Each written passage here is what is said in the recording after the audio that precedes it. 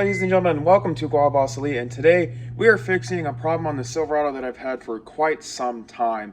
It has taken me about 4 months to figure out what is going on with this truck, and I think I finally got it, so let me show you what is going on. Alrighty guys, so recently the main trouble I've been having with this truck is whenever it is a warm start, so whenever it's hot outside, or if it's been started once before that day, it hesitates to start. The starter will engage and it will heat its rotation for about 5 seconds before it actually decides to start. And once the motor turns over, it'll blow some white smoke out of the exhaust. It'll kind of bog down just a little bit afterwards. So it's taken me a long time to figure out what this is. Finally, I've been able to hopefully figure out what it is with a recent problem I've been having now for a few days. And I've been having a check engine light come on the past few days for a random misfire. I believe it's P0300 is the code number, and it says random misfire. It turns out to be it's a fuel injector pressure regulator. We're gonna give that guy a shot. It said it should idle better and you shouldn't have any of those symptoms. So right now, let's bring out some lights and let's get this thing installed.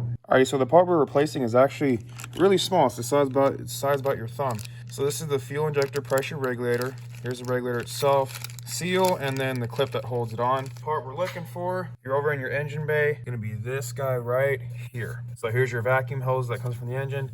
Here's your clip, so your fuel injector pressure regulator is right here. One other symptom they say is if you have gas in this vacuum line, that should not be there. So we're going to figure out, yep, and there's some gas that came out. So we know that we got a bad regulator. So what we're gonna do is take a flathead screwdriver, pry the clip off right at that bottom and get this clip off there. And we should be able just to pull the regulator right out. Alrighty, so I got that ring off. It's sitting right here. Now all you need to do is just take your fingers in here and gently pull on it. And here it is. You'll get some gas coming out. But here's your regulator. I believe there is, yep, you can see that green seal in there. We need to get that out and get the screen out, and then we will be able to install our new regulator. Alrighty guys, so I got the fuel injected pressure regulator out, and it actually came out in pieces. So that blue ring was also left inside of the component, and also the screen was left in there. And if you can see the new one here, it's got the same thing. It's got the O-ring and the screen.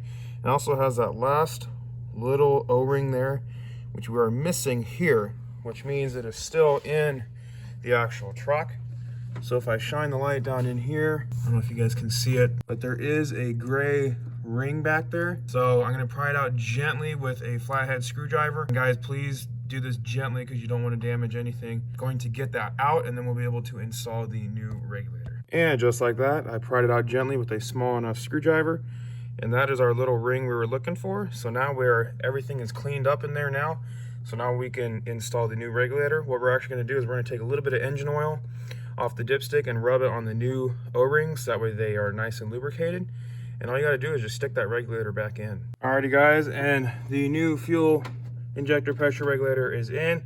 And that was kind of a pain in the ass to put back in. And right now, it doesn't look like it's making a complete seal for some reason. Maybe it's just me. There was an extra seal on there. The clip is locked in. I don't see any leaks. So let's go ahead and start up the truck and see if it'll start right up. Alright, let's see if it starts right up. Yes, it does.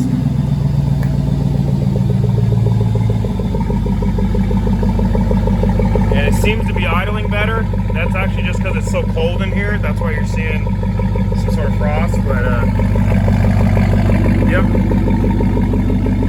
Seems to be running good. Alrighty guys, so I let it run just for a little bit, and I'm gonna let it sit for about 10-15 minutes, and then we're gonna give it another startup because it would hesitate to start. So we're gonna wait about 15 minutes. It'll be about a second for you guys, so I'll catch you then. Alrighty guys, so it's been about 10-20 minutes, so we're gonna go ahead and give this bad boy a start. See if it cranks over real quick. Yes, it does.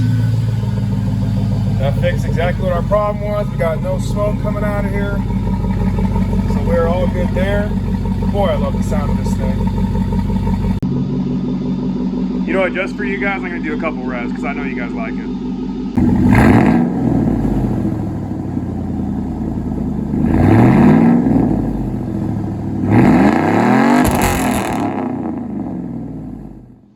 Alrighty guys. guys, so that is the end of this video. I'm glad we finally fixed the problem. If you don't see another video about it, that means you know the problem's been fixed. So guys, please give this video a like, subscribe to Obviously, and we'll catch you on the next one.